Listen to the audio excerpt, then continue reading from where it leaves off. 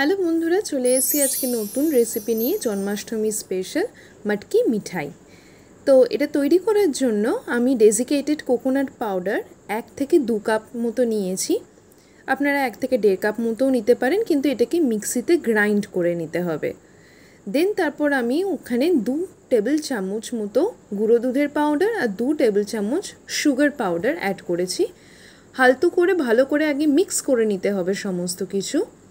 তারপর এইভাবে যাতে ক্রাম্বল হয় সেটা আপনাদেরকে দেখে নিতে হবে। দেন ঘরেতে থাকা যে নর্মাল দুধ থাকে, মানে উইদাউট ফ্যাট আর কি, সেই দুধ গরম করে রুম টেম্পারেচারে এনে 2 থেকে 3 চামচ, কখনো 4 চামচও লাগতে পারে, দেখবেন যে ভালো করে দলা পাকিয়ে যাচ্ছে কিনা হাতে, সেটা আপনাদেরকে দেখে নিতে হবে। সেই অনুযায়ী কিন্তু আস্তে আস্তে দুধ দিতে হবে। প্রথমে আমি এরকম লাড্ডু শেপের, মানে ছোট ছোট লাড্ডু শেপের 4টে বল বানিয়ে নেব।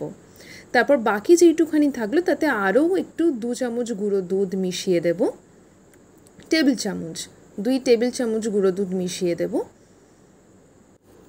মিশিয়ে দেওয়ার পর আমি আবার ওইটাকে ভালো করে মিক্স করব হাতে, আলগা আলগা করে, আলতো আলতো করে। তারপর আবার অল্প অল্প করে 3 থেকে 4 চামচ ওই রকমই দুধ নিয়ে ভালো রকম ডো একটা তৈরি করব।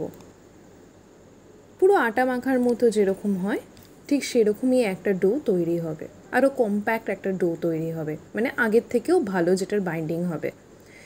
সেখান থেকে কিন্তু আমি আরও ওরকম 4টে এরকম বানিয়ে নেব। বাকি যেটা পড়ে থাকলো সেটাতে কিন্তু আমি লাল ফুড কালার ইউজ করলাম। এখানে কিন্তু ফুড কালারই ইউজ করতে হবে, যদি বিটের রস ইউজ করেন তাহলে কিন্তু অন্য টেস্ট এসে যাবে, ভালো লাগবে না। সেই জন্য এখানে রেড ফুড কালারটা দিয়ে ভালো করে মেখে আমি এরকম 4টে পার্ট করে নিলাম। দেন এই এক একটা পার্ট এরকম হাতের মধ্যে ভালো করে গোল গোল শেপ করে নিতে হবে, খুব বেশি পাতলা করলে কিন্তু হবে না।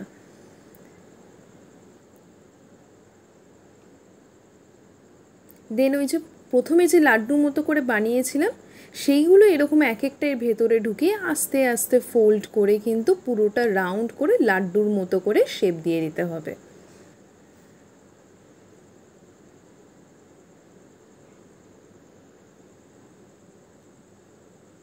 ঠিক এইরকম আমার 4টে এরকম হয়ে গেল। এইবার এরকম একটা চামচে নিয়ে ওই 4টে লাড্ডুর ওপর আপনারা এরকম শেপ দিতে পারেন, কেন কলসির ওপরে যে শেপটা হয় চাইলে আপনারা হাত দিয়েও করতে পারেন, আবার চামচে দিয়েও করতে পারেন। আমার মনে হয় যেন চামচে দিয়ে করাটা একটু ভালো শেপের হয়। হাত দিয়েও চাইলে করতে পারেন, যেটাতে আপনারা ইজ বোধ করবেন আপনারা করবেন।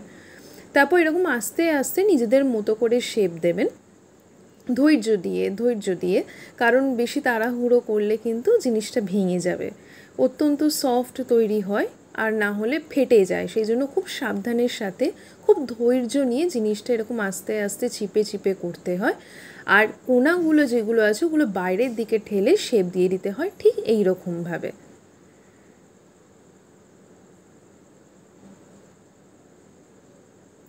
এক একটা কলসি এরকম দেখতে হবে। কি সুন্দর লাগছে বলুন তো।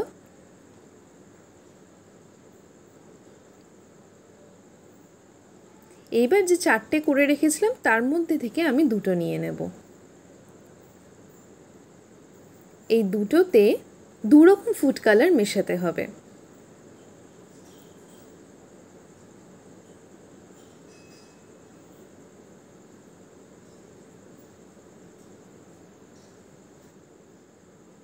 একটাতে আমি হলদে মেশালাম,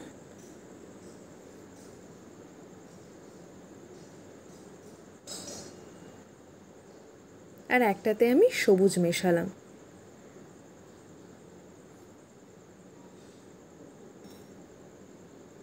আপনারা কেসারও ইউজ করতে পারেন হলুদ কালারটার জায়গায়।